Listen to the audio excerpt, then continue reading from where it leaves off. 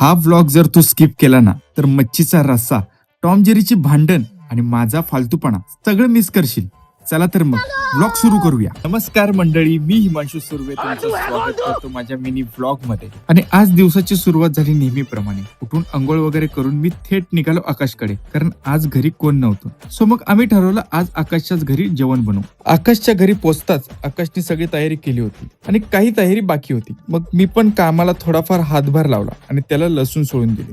बस माझं काम संपलं. मग आकाशने ती लसूण तेलात टाकली. जर तेलातच टाकायची होती मग मला सोडायला का लावली?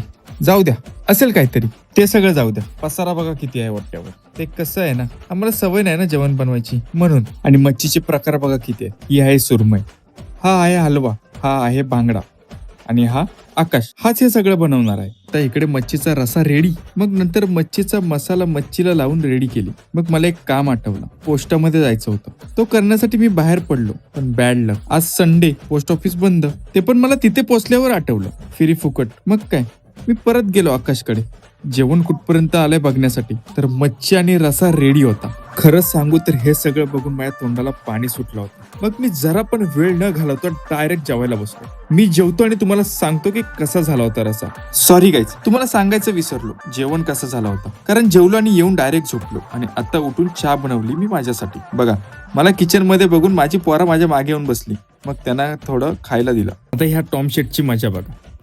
तो बाहेर पाळायला बघतोय आणि बाबू त्याची मजा घेतोय बघा.